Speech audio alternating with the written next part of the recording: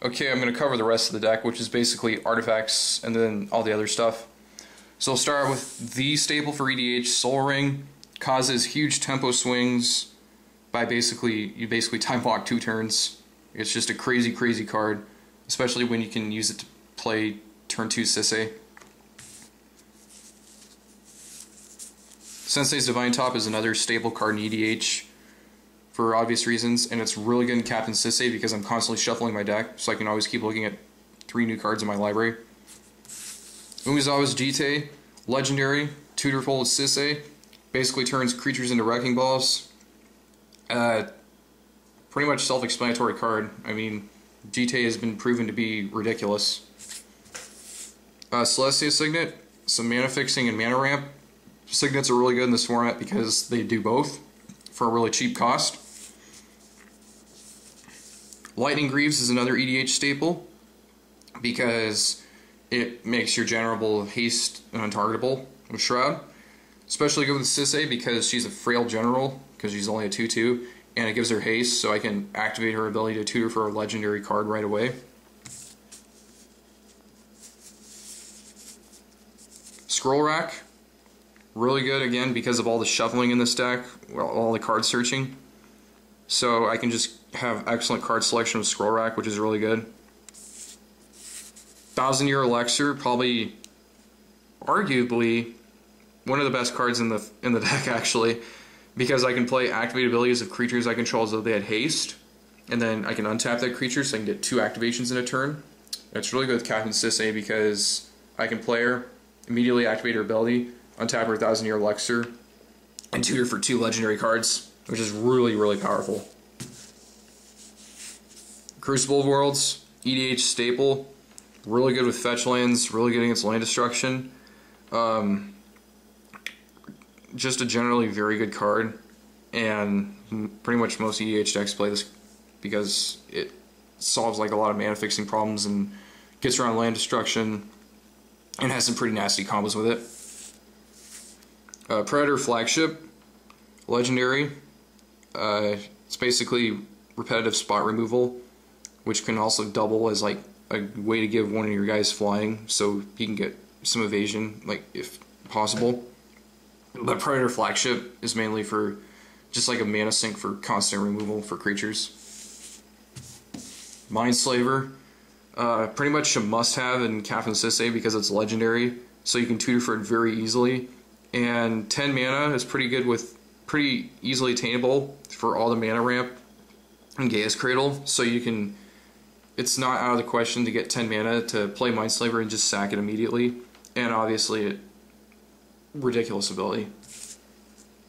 Okay, here's all the non-artifact stuff, so basically everything else. Miri's Guile. This is basically Sensei's Divine Top number 2. That's an enchantment, and it's good because I don't have to continuously sink mana into it to activate it. It just activates on its own. Swords of Plowshares, staple removal. Enlightened Tutor, another amazing card. That's pretty much a must-have in white. Worldly Tutor, again, just self-explanatory. Sylvan Library, really good in this format because it's really good with all the shuffling effects and the search. And because you have 40 life, you can basically turn this into your own self-howling mine by paying 4 life to basically draw an extra card each turn. And I really like that. Sylvan Library is one of my favorite green cards in EDH. Life from the Loam, basically like Crucible of Worlds number 2, return up to 3 target land cards from my graveyard to my hand.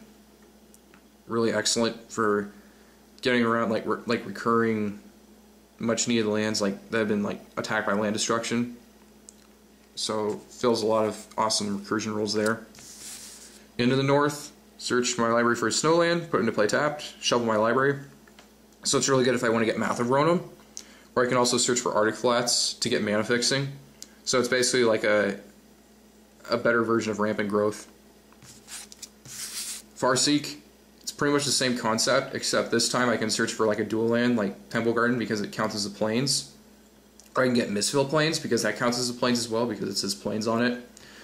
So it's good for mana ramping plus getting like a couple critical cards I might need for mana fixing or utility. Sylvan Scrying. I like Sylvan Scrying over something like Rampant Growth because Sylvan Scrying can fetch for any land card. And that means I can get Gaia's Cradle, or I can get Strip Mine, or I can get Core Haven, or Yavimaya Hollow. So that's why I really like Sylvan Scrying in this deck. Survival of the Fittest.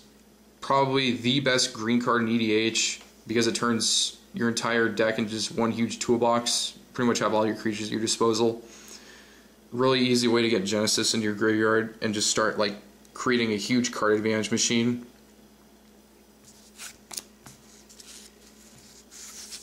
Automari's Call. Really good green-white card, instant. Search your library for a creature card, reveal it, put it in your hand. So it's basically like a Worldly Tutor that doesn't have the card disadvantage. You get the creature immediately. Really good card. Kodama's Reach.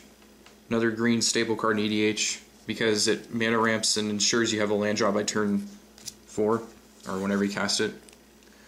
Same idea with Crow's and Grip. Another like stable utility spell in EDH. Aura Shards. Aura Shards is quite possibly my favorite card in EDH, like my personal favorite card. Whenever a creature comes into play under your control, you may destroy target artifact or enchantment. So Aura Shards is really good in this format because, like, remember how I said that people like to rely heavily on artifacts for mana ramp and stuff? Well, this also gets rid of enchantments as well. So in a multiplayer format, if you have an Aura Shards out and there's a bunch of like artifacts and stuff in play, all your creatures now turn into disenchants on sticks. And it's also triggers with tokens. So with Vitu-Ghazi and Rise to Redeem, you can just keep pumping out tokens and just blowing up artifacts and enchantments, and you can just generate an obscene amount of card advantage with this card. It's probably one of the best green-white cards if you abuse it correctly with with just the correct amount of creatures and tokens. And Aura Shards is just absolutely amazing in this format. Garruk. He's the only Planeswalker I play because of his abilities, and he's cheap. Untap 2 target lands. That's really good with Gaia's Cradle, so I can generate huge amounts of mana. Put a 3/3 green beast creature token into play, and his ultimate. So he makes an army, he mana ramps me, and then his ultimate is really easy to obtain, and it can deal a ton of damage with all the tokens and utility creatures I play with, in addition to my other legends. And rounding it out, I have Primal Command, another awesome green utility spell in EDH. And then Austere Command, which is basically like a selective Chroma's Vengeance. And it's really nice because you can destroy all creatures with converted mana cost 3 or less. And with Captain Sisay, she costs 4. So you can get rid of all the weenie creatures and then like get rid of something else and then still have her in play. And since it also doesn't it doesn't have a no regeneration clause, you can like combo this with Yavimaya Hollow and regenerate. You can choose both options to destroy all creatures and then regenerate something that you want to save.